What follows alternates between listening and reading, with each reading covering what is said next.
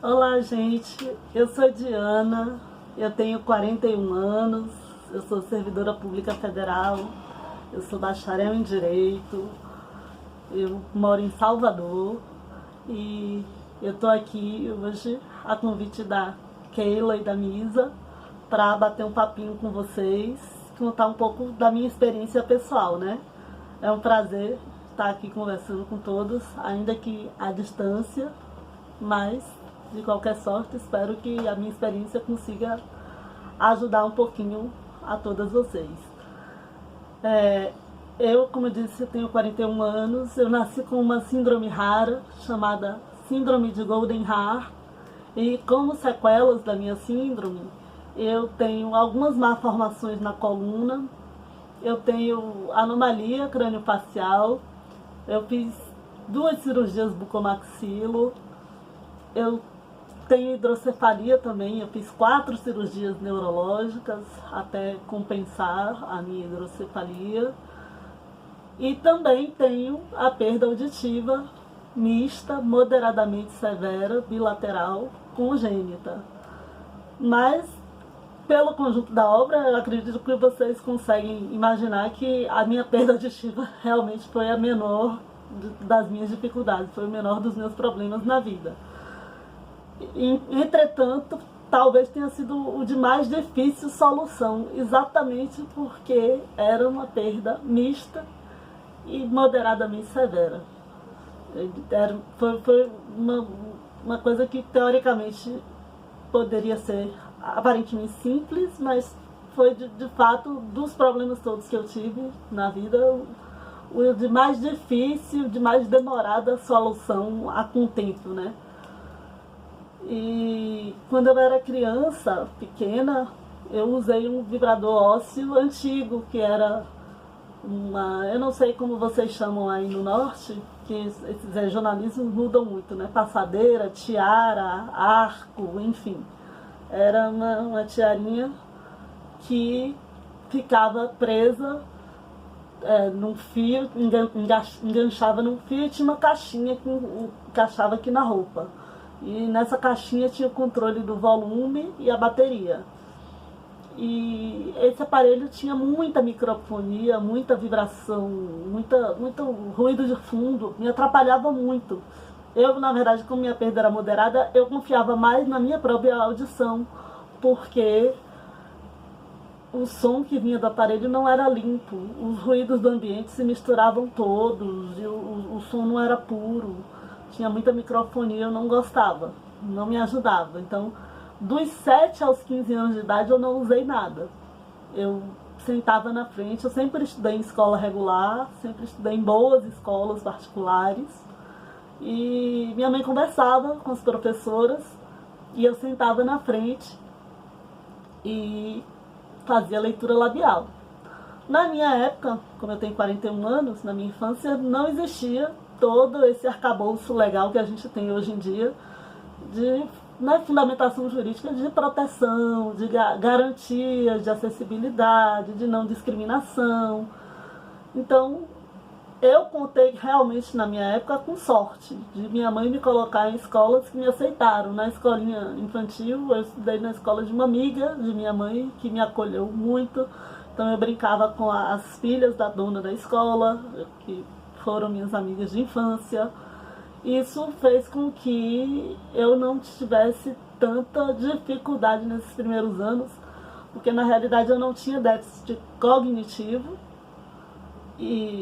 mas por conta da anomalia craniofacial e da hidrocefalia, eu tinha muito déficit motor, de coordenação motora. Eu andei muito tarde, eu tropeçava muito, eu não tinha motricidade fina, coordenação motora. E por conta da anomalia craniofacial, eu tinha alguns vícios posturais. Eu tinha um encurtamento do externo, esse músculo aqui do pescoço. Então eu andava com a cabecinha assim penduradinha, por um vício postural. E eu tinha uma hipotonia lingual, então eu também ficava com a linguinha assim. Era a minha única semelhança com Einstein, era a linguinha pendurada. E por conta desses vícios posturais, às vezes as pessoas, até por ignorância naquela época, um tempo atrás, né?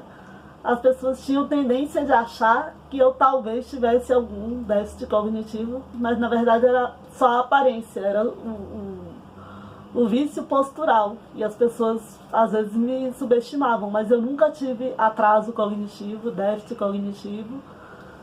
E tinha a perda auditiva, mas eu aprendi muito cedo a fazer leitura labial, então eu conseguia acompanhar as aulas. E por ironia do destino, eu era muito boa aluna, eu era excelente aluna. E por mais irônico ainda que possa parecer, eu era excelente aluna de português. Desde que eu aprendi a ler e a escrever, eu sempre amei ler e escrever. Desde pequenininha, eu sempre gostei muito de ler. Minha mãe incentivava, comprava livros e revistinhas para mim. E era sempre de uma forma que, quando ela vinha me perguntar se eu estava gostando daquele livro, se eu estava gostando daquela história, eu dizia, mãe, eu gostei, mas já acabou, já tem uma semana que eu li.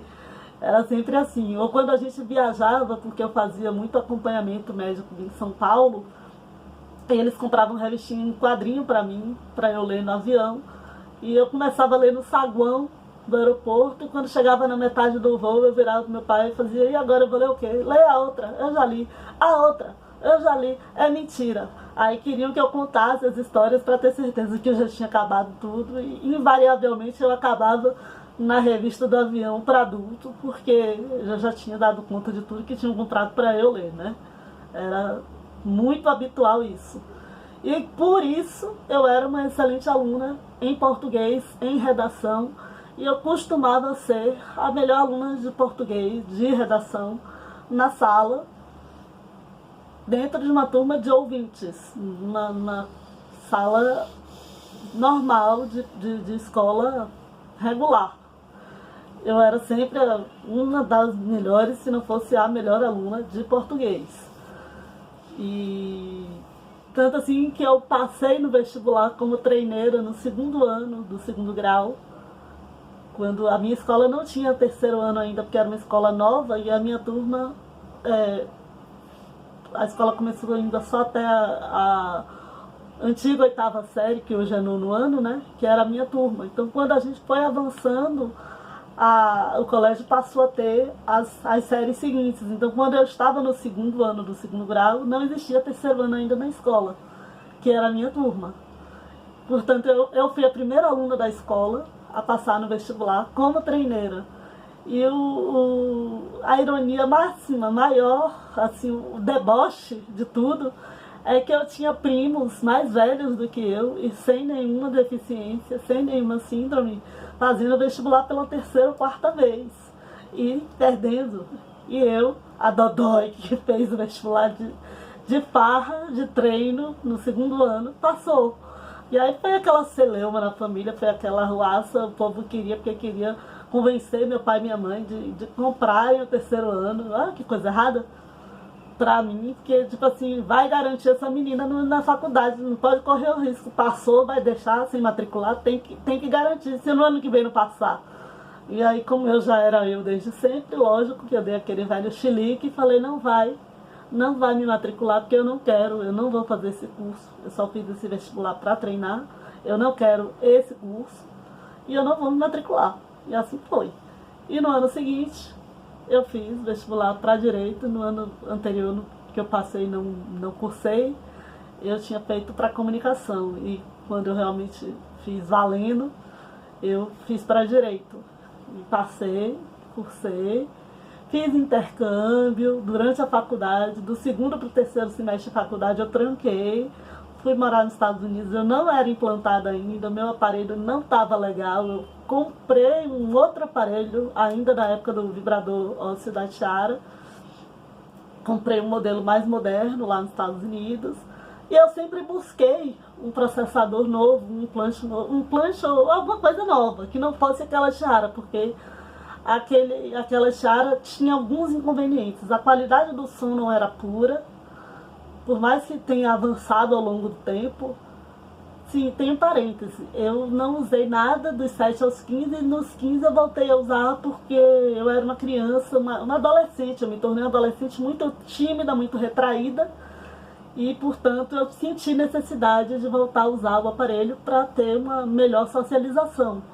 E nessa época já tinha melhorado a qualidade do som. Mas aí quando eu fiz intercâmbio, aos 19, eu achei um outro processador, ainda da Tiara, um pouco mais moderno e com uma qualidade de som um pouco melhor, mas ainda era Tiara.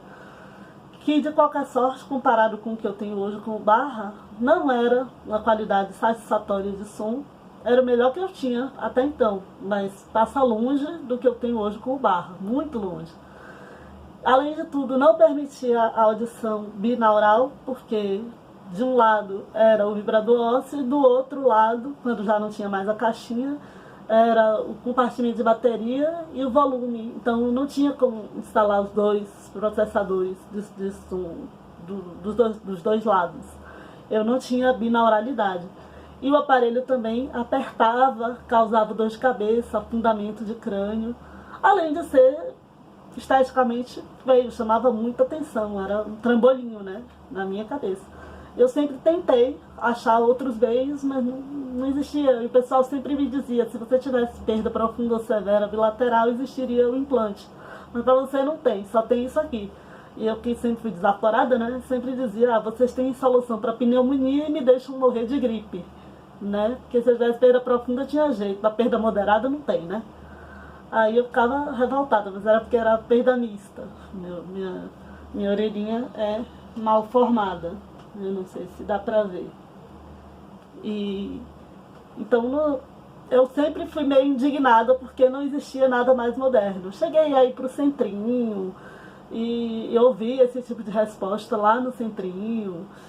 E minha mãe chegou a me dizer, você é movida a desafios, você é movida a superações, mas você tem que aprender que na vida a gente também ouve não, e na vida a gente ouve mais não do que sim. Então se conforme, porque você tem o seu aparelho, você consegue estudar, você fez faculdade assim, você está fazendo faculdade assim, e você tem uma vida praticamente normal com esse aparelho. Então seja grata e aceite que na vida a gente não tem tudo o que a gente quer. Eu engoli aquele sapo ali, temperadinho, e virei para minha mãe e falei assim, olha, pode até demorar, mas tenha certeza, eu não vou morrer usando isso aqui. E assim foi. Eu fui a primeira implantada de Barra do Norte e Nordeste, a 14ª no país. E fui a primeira bilateral também do Norte e Nordeste. E de lá pra cá eu tive muitos encantamentos sonoros, deslumbramentos sonoros. Bom, quando eu fiz intercâmbio eu ainda não era implantada, né? Como eu disse, eu encontrei o processador da Tiara mais moderno lá nos Estados Unidos. Mas eu fiz intercâmbio assim, sem ser implantado, sem ser bilateral. E mesmo assim eu voltei dos Estados Unidos com um TOEFL score que me permitiria ser aceita como aluna regular da Universidade de Berkeley. Só que eu voltei para cá, terminei minha faculdade, fiz concurso, morei 6 meses em Brasília por conta do cargo que eu ocupava, até que eu consegui remoção de volta para Salvador. E sempre estudei em escolas regulares. Mas é aquela coisa, diferente do que vocês têm hoje, que tem legislação a favor de vocês, que tem exigência de acessibilidade e de não discriminação, de inclusão. Na minha época não tinha, né, toda essa legislação a favor.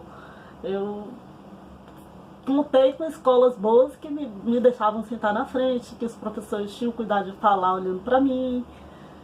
E isso ajudou muito. Eu estudei em escolas pequenas, mas na faculdade eu tive que me virar muito. A acústica da sala era ruim, se eu não chegasse cedão eu não sentava na frente.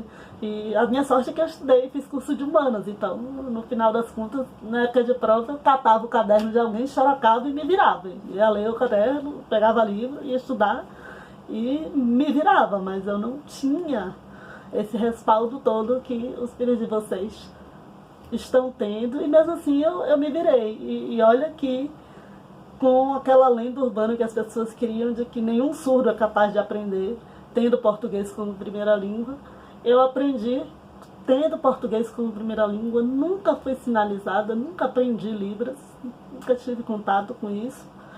E sempre fui excelente aluna de português, sempre fui melhor aluna de português da sala, sem nunca ter aprendido Libras. Tem até uma história engraçada da minha antiga professora de física que me reencontrou nas redes sociais e contou pra mim assim que a lembrança que ela guardava da minha época de infância, de adolescência, era de uma prova de física que ela aplicou na minha turma e ela colocou uma questão de dedução de fórmula. E essa resposta eu coloquei lá por escrito, como se fosse prova discursiva de faculdade de humanas. E ela teve que me dar a questão, porque ela entendeu o raciocínio lógico e estava correto. Então, assim, até o que é da ordem racional, eu tenho necessidade de verbalizar em palavras. Até aquilo que se expressa em sinais, eu preciso expressar em palavras. É da minha índole, é da minha natureza. Ninguém vai dizer que a minha língua mãe não é o português. Não tem como negar. Então, o que eu quero dizer para vocês é que continuem correndo atrás dos métodos todos que hoje em dia a gente tem conhecimento das melhores técnicas de aprendizado para o surdo oralizado. Batalhem, lutem, insistam, façam valer o direito de vocês. Que eu acredito que tem tudo para dar certo. Os filhos de vocês também vão chegar muito longe ainda.